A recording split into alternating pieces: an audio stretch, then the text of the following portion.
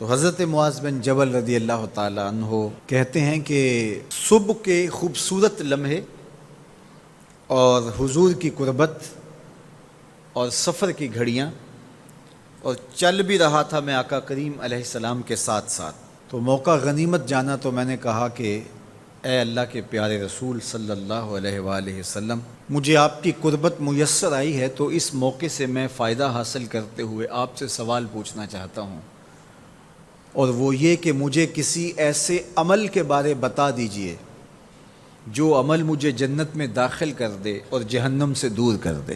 تو حضور علیہ السلام نے اس سوال پر ان کی تحسین فرمایا تو نے بہت بڑا سوال کیا ہے، اس کا جو جواب ہے کہ جنت نصیب ہو اور مجھے جہنم سے نجات ملے تو یہ اتنا آسان کام نہیں ہے، یہ بڑا مشکل کام ہے، لیکن جس پر اللہ آسان کر دے اس کے لیے مشکل نہیں ہے۔ یعنی جنت آسانی سے نہیں ملتی، جہنم سے بچنا بھی اتنا آسان نہیں ہے، بہت سارے گناہوں سے بچنا پڑتا ہے، لیکن اللہ جس کے لیے آسان کر دے اس کو نیکی کی توفیق دے دیتا ہے اور برائی سے اس کو بچا لیتا ہے۔ اگر تو چاہے کہ جنت میں جائے اور جہنم سے نجات ملے تو تمہیں اللہ پر ایمان بھی لانا پڑے گا، اور ایسا ایمان جس میں شرک کی آمیزش تک نہ ہو، اسی کی عبادت تیری زندگی کا مقصود ہو، اور نماز بھی ادا کرنا ہوگی، زکوٰۃ بھی دینا ہوگی، روزے بھی رکھنے پڑیں گے، اور تجھے حج بھی کرنا پڑے گا۔ جنت میں داخلے کے لیے یہ شرائط ہیں کہ تم یہ کام کرو گے۔ پھر ارشاد فرمایا میں تمہیں بھلائی کے دروازے ہی نہ بتا دوں۔ ارشاد فرمایا الصوم جنہ، روزہ ڈھال ہے۔ ڈھال آپ سمجھتے ہیں، اگر آپ لوگوں نے ڈھال نہیں دیکھی ہوئی تو آج کے زمانے کے اندر تو سب لوگوں نے جو ہے وہ ڈھال دیکھ لی ہے، چونکہ اس وقت ترکی نے اس طرح سے اپنے کلچر کو اور اپنی تہذیب کو جدید ذرائع ابلاغ کے ذریعے لوگوں تک پہنچایا ہے کہ اب 800-700 سالہ پرانی چیزیں بھی ہمارے سامنے آ گئی ہیں، ورنہ ہم یہ باتیں کیا کرتے تھے تو لوگ ان باتوں کو سمجھا نہیں کرتے تھے، چونکہ اس کا کوئی نمونہ اور شکل موجود نہیں تھی۔ جب دشمن تیر پھینکے تو تیر سے بچنے کے لیے وہ لوہے کا پتلا جو آگے کر دیا جاتا ہے، جو تیر کو اپنے اوپر روک لیتا ہے، اس کو عربی میں جنہ اور اردو میں ڈھال کہا جاتا ہے۔ تو آقا کریم نے فرمایا روزہ ڈھال ہے، تو گویا جہنم کی آگ سے بچانے کے لیے جو ہے وہ روزہ کام دے گا۔ والصدقۃ تطفئ الخطیۃ، یہ گناہوں کو مٹا ڈالتا ہے، جس طرح کہ آگ کو پانی بجھا ڈالتا ہے، تو اس طرح جب صدقہ دیا جاتا ہے تو جو گناہ ہوتے ہیں وہ ایسے مٹتے ہیں کہ لگتا ہے یہاں گناہ تھے ہی نہیں۔ آگے ارشاد فرمایا رات کے پیٹ میں نماز ادا کرنا، یعنی تہجد کی نماز ادا کرنا۔ پھر حضور علیہ الصلوۃ والسلام نے یہ آیت پڑھی تتجافی جنوبہم عن المضاجع، ان کی کروٹیں بستروں سے الگ رہتی ہیں، خوف اور طمع میں وہ اللہ کو پکارتے ہیں اور وہ رات کو جاگتے ہیں، ان کی کروٹیں بستروں سے الگ رہتی ہیں، حتی بلغ یعملون، یہ آیت پڑھتے ہوئے آخر تک حضور نے تلاوت فرمائی۔ تو فرمایا جس طرح صدقہ آگ کو بجھا دیتا ہے، اس طرح پچھلے پہر کی نماز، تہجد کے سجدے بھی اللہ جل شانہ کے غصے کو ختم کر دیتے ہیں اور جہنم کی آگ کو مٹا ڈالتے ہیں۔ پھر حضور نے ارشاد فرمایا کہ میں تمام امور کی جڑ نہ بتا دوں کیا ہے، جتنے بھی معاملے ہیں اس کی جڑ ہی نہ بتا دوں۔ میں نے جھولی پھیلا کے کہا حضور کیوں نہیں، خیرات ڈالیے۔ تو حضور نے ارشاد فرمایا راس الامر الاسلام، سارے امور کی جڑ اور بنیاد، سر اسلام ہے۔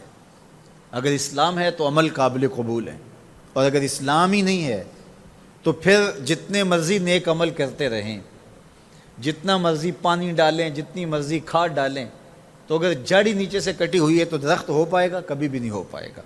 تو کہا جڑ اسلام ہے، اس لیے عقیدے کی صحت عمل کی قبولیت کی ضمانت ہے۔ تو تمام امور کی جڑ اور بنیاد اور سرا اسلام ہے، اور اس کا ستون نماز ہے۔ اور صحابہ نماز کے جس طرح پابند رخوگر تھے، تو وہ تاریخ کی روایات آپ دیکھ سکتے ہیں، آپ کو ایک صحابی بھی بے نماز نہیں ملے گا۔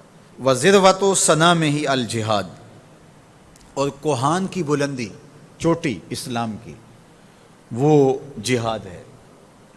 جہاد سے اسلام کو سربلند کیا جا سکتا ہے۔ اسلام کا چھٹا رکن ہے جہاد، اور ہمیں جہاد کی ترغیب بھی دی گئی اور قیامت تک یہ جہاد جاری بھی رہے گا اور کبھی بھی ختم ہونے کا نہیں ہے۔ ہاں اس کے اصول و ضوابط ہمیں دیے گئے، جہاد کے نام سے فساد فی الارض نہ کیا جائے، لیکن جہاد کا انکار اسلام کا انکار ہے۔ یہ اسلام کی چوٹی ہے، ذروۃ و سنام کہا گیا، یہ کوہان کی بلندی ہے۔ تو حضور علیہ السلام نے آخر میں فرمایا کہ میں تمہیں سارے معاملات کی جڑ ہی نہ بتا دوں، خلاصہ ہی نہ بیان کر دوں؟ قلت بلا یا نبی اللہ، میں نے کہا اے اللہ کے نبی کیوں نہیں؟ فاخذ بلسانہ، حضور نے اپنی مبارک زبان کو پکڑا، فقال، اور فرمایا، کف علیک ھذا، کہا اس کو روک لے، اس کو کنٹرول کر۔ تو کہتے ہیں میں نے کہا اے اللہ کے پیارے محبوب صلی اللہ علیہ وسلم، جو ہم باتیں کرتے ہیں اس سے بھی مواخذہ ہوگا؟ یعنی عمل پر تو پکڑ ہوگی، لیکن جو ہم زبان سے بات نکال دیتے ہیں تو کیا اس بات پر بھی مواخذہ ہوگا؟ تو حضور علیہ السلام نے ارشاد فرمایا کہ لوگ منہوں کے بل یا ٹھوڑیوں کے بل جہنم میں ڈالے جائیں گے، یہ ان کے بولے ہوئے بولوں کی وجہ سے ہوگا، ان کی زبان کی کمائی کی وجہ سے ہوگا۔ تو اپنی زبان کی حفاظت کرو تو جنت کا داخلہ مل جائے گا۔ تو گویا زبان کی حفاظت سے لے کر کے اللہ کے حضور سجدے تک اور اللہ کی عبادت تک، یہ ہے وہ نصاب جو جنت میں جانے کا ہے۔ اللہ ہم سب کو 5 گانا باجماعت نماز کی توفیق دے، اللہ ہمیں توفیق حج کی نصیب کرے، اللہ ہمیں رمضان المبارک کے روزے رکھنے کی توفیقات سے مالا مال کرے، اللہ اپنی راہ میں جد و جہد اور جہاد کی توفیق سے مالا مال کرے، اور اللہ ہمیں ہماری زبان کی حفاظت کی توفیق دے تاکہ ہم خیر کی راہوں کے مسافر رہیں۔